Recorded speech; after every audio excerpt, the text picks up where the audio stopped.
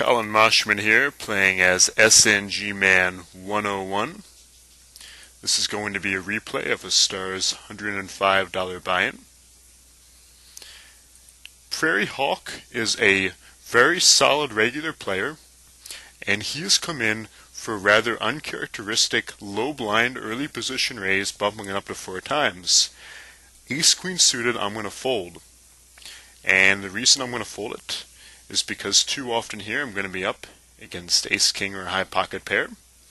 And we've made it a theme that anytime you're in doubt during low blind play, it's a much bigger mistake to continue on with the hand than it is simply to fold. So in that regard, I just folded. Would I have played there?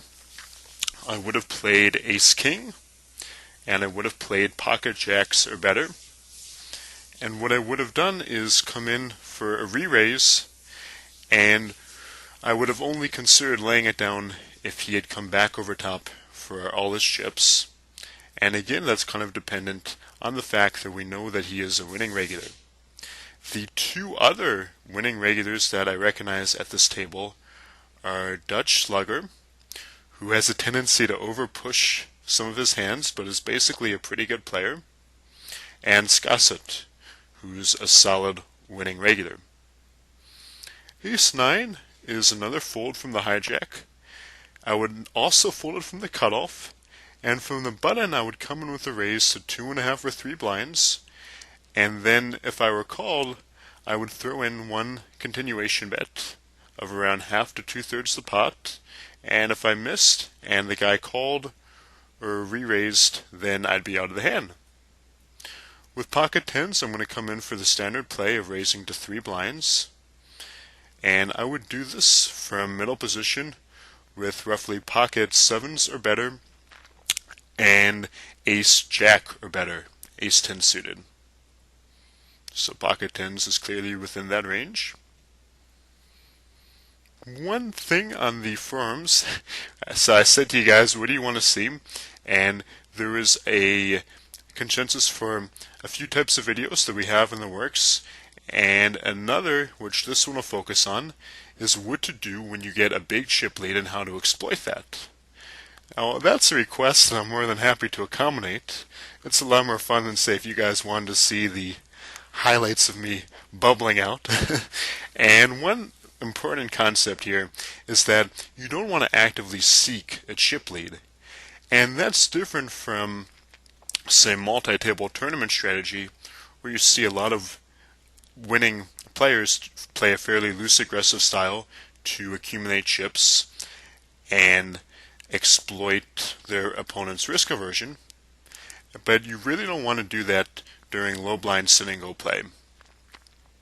And again, the reason for that is because you gain a lot of equity, which is the dollar value of chips, when your opponents get eliminated. So for instance, this 1,500 or so chips that I have right now starts off with a worth of what I bought in for, $105. And as players get eliminated, if my stack stays the same, then that worth is going to keep on increasing. Okay, so say the next hand, Ote Mark gets eliminated, then my $105 would suddenly be worth maybe $110. And it becomes worth more and more as more and more players get eliminated, so you need a nice edge to play. So what we'll be focusing on here is what happens when you do get that chip lead. And you can really exploit it when the blinds get high in particular. And we're also going to look at some of our opponents and how they're playing, and how we can use their stats to come up with good ways to exploit them. Okay, here Middlemark comes in for a 4 blind raise. It's pretty rare you want to open raise to 4 blinds. Again, in cash, that's a fine play, but usually, unless you're playing a lower stakes game and you're raising for value, then you want to come in for a more standard raise of 2.5 or 3 blinds, because you don't want to be playing a lot of big pots during low blind play. Okay, in this particular hand, we've seen Prairie Hawk, or supposedly good regular, showing a lot of aggression and a pretty big willingness to play a big pot. So we're definitely guessing he's got a pretty solid hand. Probably at least an overpair to the 7-9 or 4, and now that he's calling this bet, we're thinking that he's got at least a pair of kings. And either he wasn't willing to call and all in bed with that, or he had a pocket tens type hand and knew that Ote Mark wouldn't be making that bet with a very weak hand. Okay, pretty easy fold with the queen deuce. And we'll skip on. So 5 deuce is a pretty obvious fold on the button. And if it had been folded to me, hands I would open with there, any pocket pair, any suited ace, any mid offsuit ace, any 2 Broadway cards, and mid suited connectors like 7-8 suited. And the times when you wouldn't do that, if you know the blinds are very loose, then these quote-unquote late position steal hands aren't worth pretty much anything during low blind play. But if the blinds have any chance of folding and you've got some kind of a hand, then you can certainly open on the button. And a lot of the good players don't take advantage of those situations when they're really multi-tabling, because they're not going to win you a ton of chips, so they're not losing out on a very big opportunity when they fail to do that. But any advantage you can exploit is one you should. And if you have some kind of decent hand that's folded to you on the button, the blinds might fold, come in for a raise. Ace King suited is obviously strong enough to come in and open for standard 3 blinds. If, say, the big blind I called and I miss entirely, then into a pot of 350 or 350 or so, I'm going to bet maybe 175, 200, and if he check raises me or calls and bets the turn and I miss, then it's his. So in that sense, it's pretty similar to multi-tables and cash to a lesser extent, and that if you're the pre-flop aggressor, you generally want to make a c-bet, particularly if you're just against one opponent. And if that doesn't work, you need a pretty compelling reason to follow up with another bluff or another semi-bluff. Much more so in a sin and go than an MTT or cash. Again, because when any other guy gets eliminated, you gain enormously. Here we have a player get eliminated. Let's take a look at that hand. See if he's making a smart move and it's unavoidable, whether he does something dumb. And just to recall here, our stats are going to be number of hands played and VPIP, which is how often they're voluntarily entering the pot, paying chips to enter the pot. So that's a measure of tightness or looseness. And pre-flop raise percentage, post-flop aggression factor. Okay. I'll talk more about those in my other videos, but just to make sure we're on the same page here. This guy's kind of loose with his 33.3 VPIP to a limited number of hands. Okay, so he min-raises his button, and normally a min-raise is a slightly weak play, but it's certainly okay with some hands, if he wants to play a small pot, and he's got a good idea of what he'll do when he's re-raised. Meanwhile, Dutch Slugger comes over top. Now, Slugger could be doing that with a fairly decent range of hands, because he has minimum mark covered by quite a bit, and he might also see this play as being kind of weak, so he could have a lot of pocket pairs, a lot of decent aces, possibly even queen king or suited king jack. But a good guess for him would be something like a mid pocket pair, pocket nines, or pocket tens. And Minnermark could have a lot of hands too with the min raise, but he should only call this re-raise with a really solid hand, at least suited ace jack, ace queen offsuit, pocket nines or tens. So he really needs a strong hand to make a correct call here. He's not getting great odds either. He makes the call. Slugger we see as pocket kings, so that's pretty hard to fault. And Minnermark is 9-10 suited, so that's certainly a pretty big mistake making that call on his part. The raise is maybe a little loose. I mean, he can certainly enter on the button when it's folded to him. But when Dutch Slugger comes over top, even if Slugger sees that as being kind of a weak play. Maybe Slugger says, okay, he's min-raising me, I'm going to attack that min-raise. And Slugger comes over top as a bluff. Even a lot of bluffs are going to be beating 9-10 suited. An average hand in Holdem is something like Jack 6. So even if Slugger has a really weak hand, some kind of random, Jack 6, Queen 2, then Minimark could still be a dog to that type of bluffy hand. Extremely few hands he's going to be a favorite to. Just about none he'll be a significant favorite. And then Slugger's on some sort of ridiculous bluff. And since he's not getting very good odds either, he's making a very poor call there.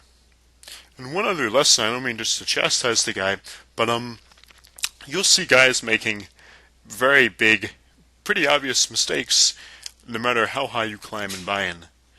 And a lot of guys, certainly this is what it's pretty natural to think when you go up and buy-in that guys will suddenly be very tough. But you can find very soft tables, certainly at the 100 and 200 levels. Okay. In this particular hand, if it had been folded to us, we could certainly complete with Jack 10 offsuit. And I probably would not raise that unless I was up against a very tight big blind. Okay, we'll skip ahead in this hand. Blinds now rise to 50, 100. And we pick up aces. Pretty nice. So Gibble limps, and we've got to come in with a raise. Now, it's pretty hard to really misplay this hand. The only big mistake you can make would be if you limp behind, because then you could get a chain of 4 or 5 guys seeing a flop, and your aces could get cracked pretty easily. So you can make a larger raise, pretty small raise, and obviously this is gravy. This is exactly what you want. What do these guys have? Kings, okay, pretty reasonable. And another pair of aces. So, obviously this result was pretty preordained. And even though it kind of sucks we're up against another pair of aces, we do have a nice chip gain in that hand because we split our opponent's stack as well as the blinds with one other guy. So it still works out pretty well.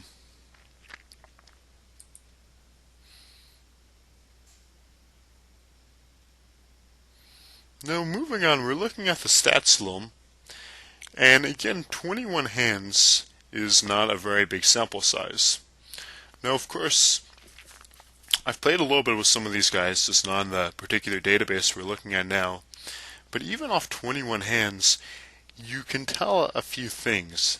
And one thing in particular is we'll notice after this hand, we've got queens, we make a standard 3 blind raise. And if we're re-raised by any of these opponents, we've got a call. Slugger makes the call from the big blind. He checks. Now, there are a lot of plays you can make. Checking behind, of course, is a big mistake. And obviously the cards we don't want to hit are an ace or a king. And not knowing anything about his hand, there are going to be roughly 4 aces, 4 kings out. So one's going to hit on the turn about 17% of the time, and that's too big a chance to take. And another argument that argues for making a big bet now is that we could be called with the worst hand. Okay, if Dutch Slugger has a hand like suited King Jack, suited Jack Queen, Ace Jack off, possibly even pocket 9s or 10s, less likely but possible, he'll call a significant bet. So we're just going to go all in now. We're fine to take a fairly large pot of 650 if he folds. And generally when he calls, it's going to be with a solid jack and will be a nice favorite.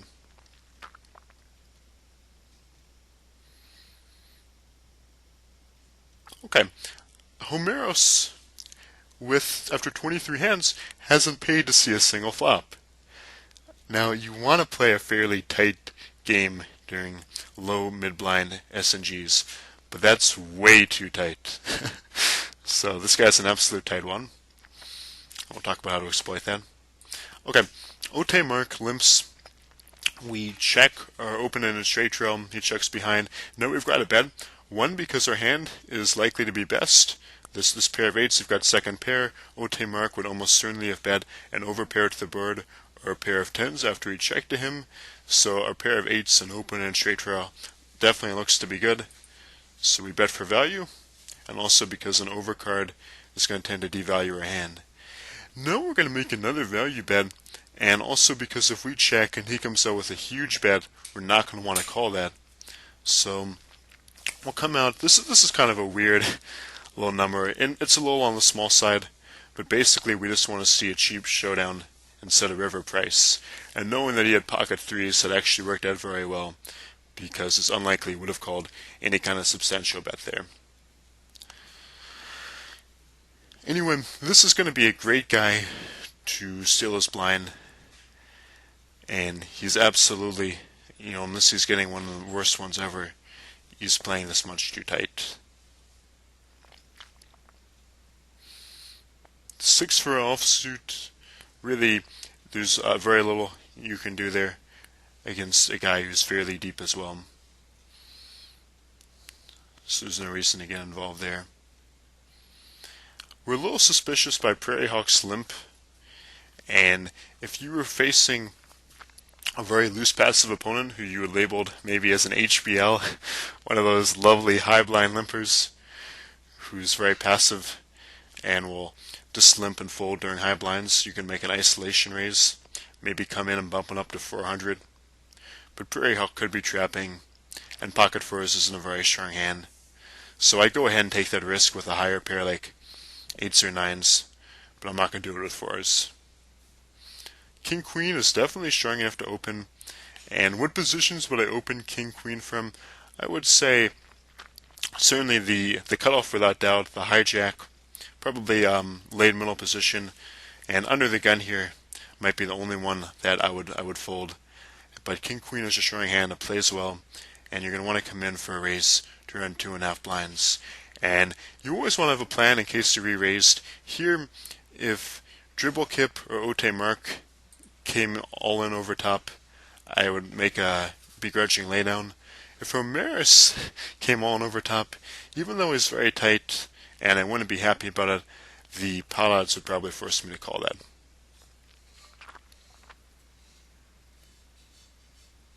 Scassett's been playing this one very tight as well, but he's a really good player, so we'll watch out for him. And meanwhile, the poker gods smile on us. So we'll see if we can monk Dribble Kip a little. Okay, 2 for 3 is one that you really got to come out and just bet, because not only could he call with the worst hand, but if he has any kind of ace, he's drawing to a gut shot reel if a 5 hits. And so we'll just come out and bet. He comes over top, and right now is the time to just put this guy all in. You don't want to make any other play but putting him all in. Okay, now he's committing half of his stack. It's very likely he's going to call, and if he has this beat, the only hands that's going to be with, he almost certainly would have re-raised with aces before the flop. There's a slight chance he's got a set. By far the most likely hand here is going to be a mid-pocket pair, because when a guy calls your raise, he smooth calls the raise in position, then generally he's doing that with one of two kinds of hands. He's doing that with a mid-pocket pair, something like 6s, 7s, 8s, 9s, or he's got a high card hand that isn't premium, something like Queen King, Ace Jack, usually the re-raise Ace King, and we also have 2 kings, making that a lot less likely. So the fact that he's willing to play this, and that he called the pre-flop raise, it's very likely that he's got a hand like 8s, 9s, 7s, and if he has the speed, it's probably going to be with a low set.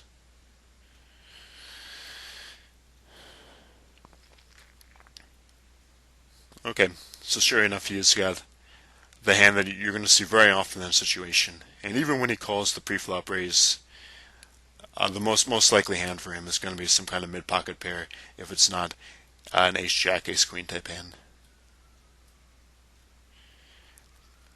Of course, we can't be quite so exact. It's a little easier in, say, the hundreds or so. If you're playing like a $5 game in particular, one of the lower stakes games, even a higher stakes game, you can have guys do that with any move, so with any hand, and you absolutely will see somebody doing that with mid-suited connectors, with some kind of random chunky hand. So those hands can never be discounted.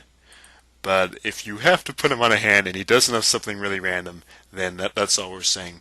In this particular hand, Prairie Hawk is correct to come in with any two if Slugger's folding at all, because he's got around 6 blinds and he's got enough fold equity by coming in with this raise when everyone folds him with a small blind that he should just come in and steal the blinds with pretty much anything. So that's a strong, solid play. And coming in with aggressive blind steals is a big way we're going to exploit our stack. Alright, we're dealt another monster, but in accordance with the laws of poker, aces in the big blind, everyone will always fold to you. So 75-150, it's going to be a little tougher because now the effective stacks are well over 10 blinds. So it's going to be harder for us to come over top and just shove from the small blind or the button. But during 100, 200, that's going to be a lot easier. Okay, with Homerus' shove, we're getting 1.3 to 1, a little worse than 3 to 2. Against most opponents, we'd be looking to call this with a hand as strong as 8s, and we'd be doing that for value. The reason that I'm going to lay this down is because this is the first pot Homerus has entered, so we're going to give him a good deal of credit for shoving under the gun when he's literally folded the first 31 hands. But normally, particularly with a bigger stack, you should make that call because you'll be getting good value, and if you lose, you still have a big stack to play around with and come in for aggressive raises. Okay, there the problem with the 6 king, besides the fact that it's a pretty weak hand, is what are we going to do with that? Okay, if we come in, it's not strong enough to make an all-in, it's not going to show a profit. If you come in with a smaller raise and either of these guys comes over top, you've got to fold. So by process of elimination, we're just going to fold that. Ace 7 off you could enter the pot with. Again, the stack sizes are a little awkward. From the button, I would just go ahead and shove in all my chips like Ote Mark just did. From the cutoff you come in, you wouldn't want to just shove, but you could raise like 350 or something, and then most likely you'd want to fold to re-raise. Unless you're up against a hyper-aggressive opponent who's re-stealing very wide.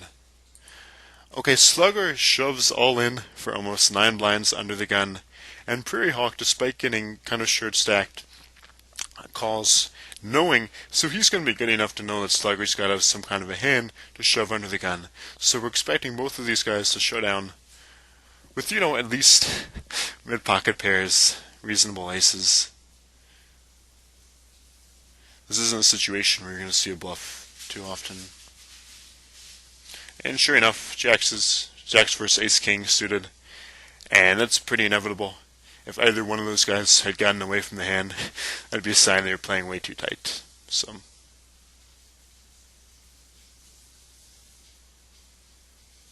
Homerus shoves again. Suited 2 king obviously isn't strong enough. Now notice that we're in a beautiful position to exploit our big stack. Because what's happened here is that we're down to 5-handed with a big chip lead, and the 3 guys to our left all have stacks 10 blinds or fewer. So what that means is that with the 10 big blind roll, we can come in and shove very widely when it's folded to us and we've got any kind of a hand. And these guys aren't going to want to call. So right now, for instance, 8 king offsuit is way more than I'm going to need to come in with a shove if Dutch Slugger folds. Okay, I'm salivating to make this shove. So Slugger folds, and it's beautiful. Now, okay, we get called. So what does this guy have? He's going to have a real hand here. He's going to have to make this call when there are 2 shorter stacks. You can be pretty sure that he's got at least Ace 8 off, pocket 6s, King Queen, and he in fact is he's got Ace 6 suited, so that's weaker than I thought he would have, and that's probably about the weakest hand that he's going to make there with. And even when he makes that call with our 2 cards in between, we're no worse than about a 3 to 2 underdog. So, and we do draw out on him, which is nice. but it's not a huge draw. Okay, we're only about a 40-60 dog. And a lot of guys you're going to find will fold the ace-6 suited there. Okay, sorry about that. Now we're literally on the bubble, and what we're going to want to do with the two guys to our left being short stacked, again, ace-7 suited is way stronger than I would need to shove here. So what is my pushing range? That is an excellent question for a program like SNG Wizard.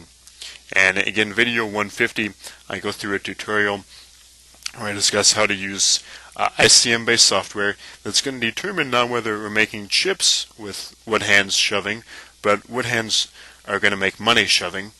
And I'll just give a quick and dirty answer though, which is any pocket pair, any ace, pretty much any suited king, any two face cards, and a pretty wide range of hands. You wouldn't want to shove junk here, just a total trash hand, but ace-7 suited is considerably stronger than we need.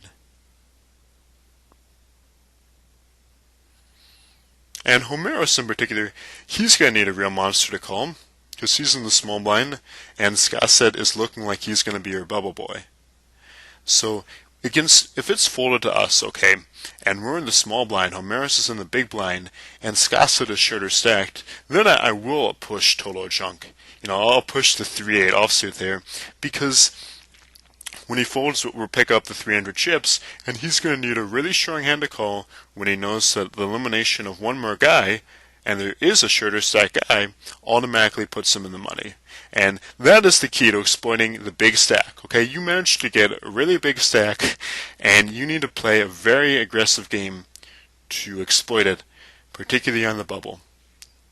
So I would come in and raise with a very wide range of hands. 3-7 offsuit is a little weak, but even say 6-7 offsuit, I would come in, and what I would do is I'd make a pretty small raise to something like 450, certainly no more than 500.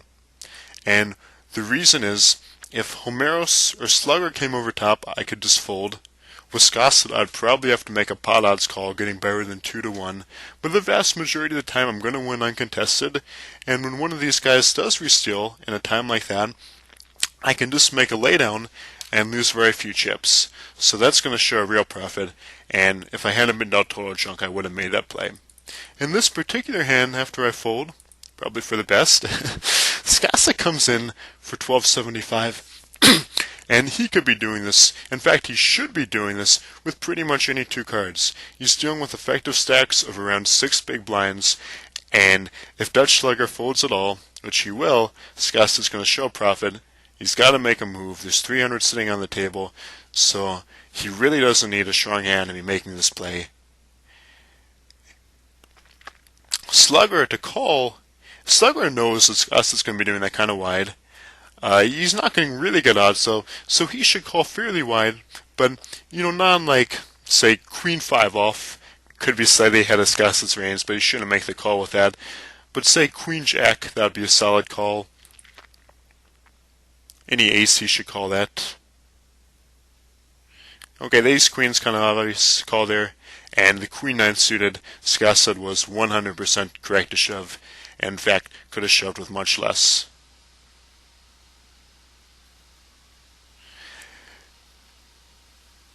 Okay, kind of predictable. Not many guys are going to be challenging or blind here. If Slugger had come in for any kind of small raise, we would have just shoved over top of him, because he really can't call there. And same here, okay, let's say that Slugger comes in and he raises the 600. It doesn't matter when my cards are, I'm going to shovel in over top. And the reason is that unless he's got a premium hand, he's going to fold, and we're going to collect 900 chips. And if he does have a premium hand, then that sucks, but we'd still be in really good contention, because he's the one who would have his tournament life on the line, not us. And meanwhile, I'm shoving any two there. King Deuce is considerably stronger than I need. I'd shove 2-3 off, and that would show a profit. Not just because this guy's so tight, but he really... Okay, imagine you're him, alright? And I'm shoving on you. What hands are you going to call with? Skasset's shorter stack than you, and you're really going to need a pretty strong hand. Particularly if the money actually means something to you. And you know, a lot of these guys that you'll be up against are pretty risk averse, and they're really going to want to cash, and those guys are really good to push around. Pocket fours is a very legitimate race here. I would push very widely. Pretty much anything besides total junk I would shove here. Pocket fours easily qualifies. Scott could be doing this with a fair range of hands. Probably he's got on him something decent. Doesn't look like it's going to matter though. We have a full house. Yeah, he's got queens. So that's pretty significant suck out. 80-20. And we take it. So that's nice. One effect of that is the gap narrows now. So for instance, these guys, Homeros, I can still shove him pretty wide, but he's not going to call quite as tight because now he's in the money. So he still wants, I mean, he still knows, either of these guys knows that if the other one gets eliminated, they're automatically in second place, and second place money is a lot better, but being in the money, they're going to loosen up a good deal, and correctly so. So a lot of times when you've got risk averse and exploiting risk aversion, the plays that guys naturally comes to their mind when it comes to calling does correlate well with the math. Okay, if this were the bubble, I would come over top of Slugger in a heartbeat. Okay, we've got Scosset right over here, and we're still in four-way play. I'm reshoving. But now we've got just three guys. There's 700 on the table. I've got to risk Slugger's full stack pretty much to come over top and re-steal. So I'm going to fold that. But if this were the bubble, I would happily re-steal.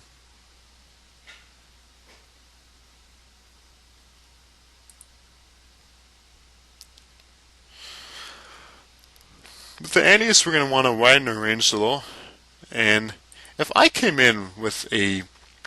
I'm not going to come in now with a series with a 6-4 suited. Hands that I would raise, you know, something like Queen 10, I would definitely come in with a raise. And pretty much I'd be raising to something like 450. And the reason for that is you want to size these carefully. If Homeros comes over the top, no matter what you raise, even if you min-raise with a junk hand, you've got the odds to call. But unless you have a pretty strong hand, you can't call if Dutch Slugger comes all over top for an all-in re-steal. So with the raise like 450, you're going to call if Homeros shoves no matter what, but you can get away from Slugger a lot easier, you know, only losing 450 instead of like 600. So think about your raise sizes pretty carefully. Homeros should be shoving pretty wide, and Slugger should need some kind of a hand. I think that's a good call by Slugger. Actually, I think that's a good play by both of these guys. Homeros needs their antes as well, so there's a starting pot of 375. He's getting short stacked, and he should push really any two cards here. And Slugger knows that, and he's getting late odds. He's got a well above average hand, and that's a strong call. So perhaps the Slugger, and he gets drawn out on. Not a huge draw. Maybe another 40-60 or something. But that's strong play by both of these guys.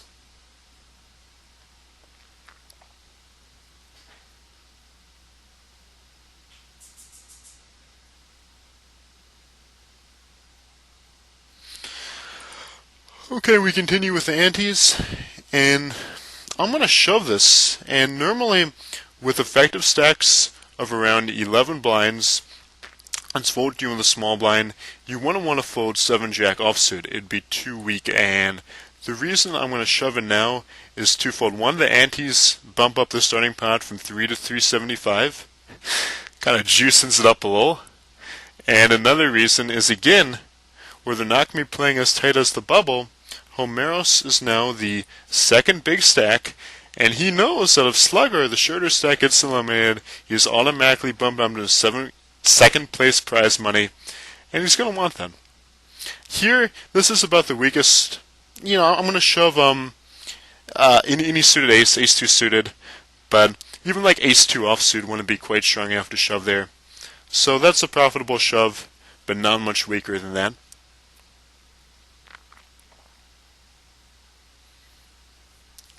Okay, good play by Slugger with a lot of hands. And Slugger, a lot of guys get confused with guys who are being real aggressive with their raises and guys who are real aggressive with their calls. Slugger's probably good enough and has played with me enough to know that even though I'm being hyper aggressive in my raises, I'm not going to call super wide, unless I'm getting good odds and have some kind of a hand. And so that's pretty good in the last stand raise with a lot of hands. This one's kind of obvious. There's no way you're going to lay down jacks with 3 guys and effective stacks of 10 blinds. And that was a fine shove by Slugger with a low suited ace, but just bad timing.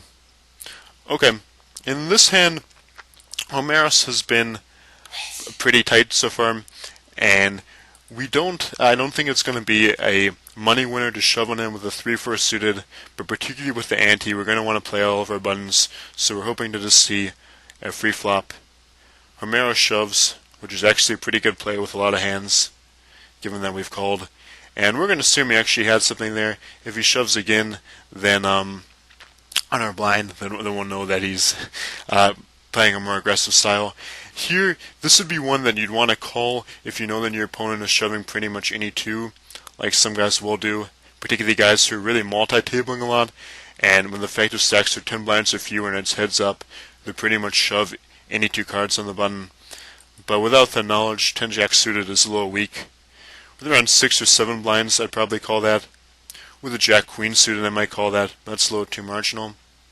Here with 11 blinds or so, we're going to try to limp again. If he comes all in over top, then we won't try that play again.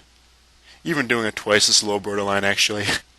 When he checks, I would throw in a small bet over on half the pot, even if I had missed this. So if I had, say, 5-6, I would also make the low bet. And if he folds, even if you miss it and he folds 1 time in 3 or more, you're going to show chip profit. So that's pretty strong.